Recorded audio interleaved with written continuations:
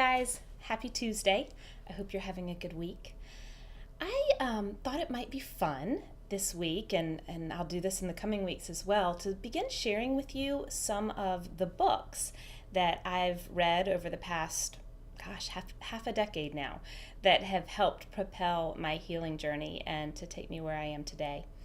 It was about, 4 years ago or so, 3 or 4 years ago, that I was first introduced to this idea of neuroplasticity. That's the brain's ability to rewire itself.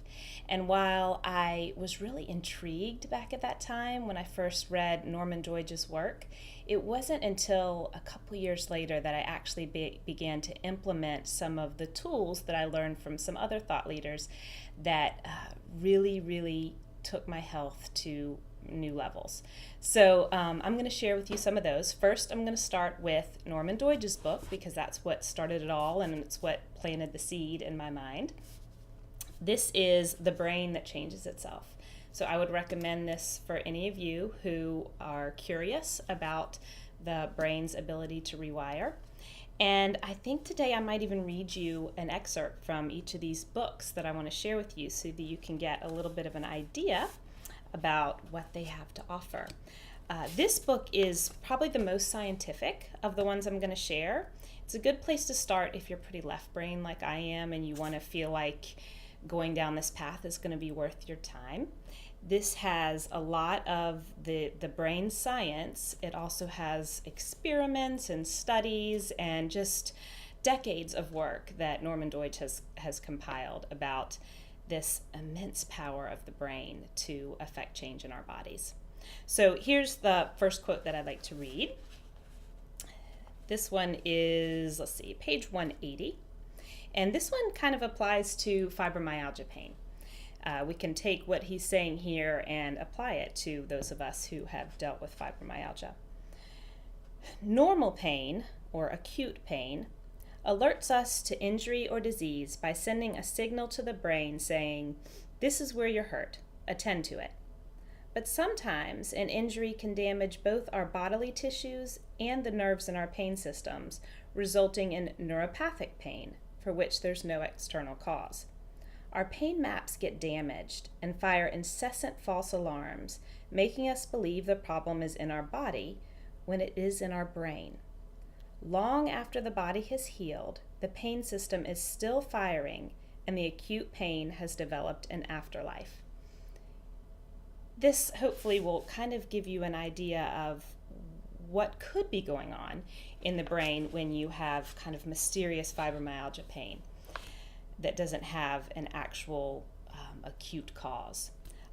And I go into more detail about how you can use some tools and implement some tools into your daily life to help combat that pain with the power of neuroplasticity. I do that both through my coaching and through the new e-course that I just launched. Anyway, so I'm going to go on to the next book. That was before I actually started really healing. But this one by Joe Dispenza was one that I read when I was really in the midst of making these changes to my mind that were then affecting my body. And I was seeing really big results. So I became more and more curious. And this book is Breaking the Habit of Being Yourself by Dr. Joe Dispenza. So I will read a portion of his book to you as well. This is about the thinking and feeling loop. There's a certain synchronicity that takes place moment by moment between the brain and the body. In fact, as we begin to feel the way we are thinking, because the brain is in constant communication with the body, we begin to think the way we are feeling. The brain constantly monitors the way the body is feeling. Based on the chemical feedback it receives, it will generate more thoughts that produce chemicals corresponding to the way the body is feeling, so that we first begin to feel the way we think and then to think the way we feel. When feelings become the means of thinking, or if we cannot think greater than how we feel, we can never change. This is a big quote. To change is to think greater than how we feel. To change is to act greater than the familiar feelings of the memorized self. It is to be greater than the body. And actually in his book, his isn't quite as science heavy, and he does have some practical applications and some ways that you can implement this into your life. He also has a really kind of incredible story about himself and how he healed using the power of the mind. So once again, I recommend Breaking the Habit of Being Yourself. I'll put links to these books too in the notes. I'm going to put this as a blog post so you'll be able to access these. And then the last one I want to share today is called Super Better by Jane Mcgonigal. And I'm still reading this one. This one's kind of fun though. This one, she comes kind of from the aspect of a gamer. And I'm going to actually link to a YouTube video she did as well. So this one really, whereas, we started with Norman Doidge's and it was pretty scientific and gives you the background. And then we had Dr. Dispenza's and his kind of dug deeper into the mind and some applications and how to make these changes and shifts yourself. Hers, does have science, of course, but it also has a lot of fun ways that you can begin making these changes and playing around with the power of your mind. So I'm going to read a passage in here that really spoke to me because I don't know if you guys have any young children who are seemingly addicted to electronics. But I certainly do, and I especially have a 10-year-old who, I guess it's only recently stopped being completely glued to Minecraft, and I kept thinking that these games were going to rot his brain, and I would limit how much time he could spend doing them.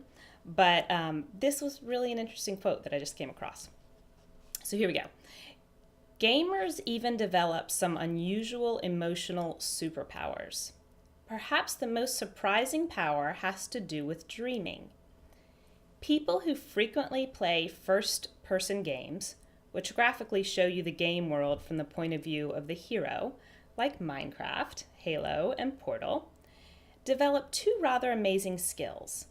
They can halt nightmares in their tracks, controlling themselves in their dreams the way they control a character in a video game. Now, I don't know if this is impactful to you, but it was a huge revelation to me. Because a lot of the work that I've done to heal myself involves almost seeing myself from the perspective of a game in a way. I do a lot of visualizing. I will visualize myself healed. And when I start going down the path of feeling sick or feeling symptoms of disease, it's really helpful if I have that awareness that I'm kind of going down the rabbit hole and kind of feeling empowered that I have some sense of control.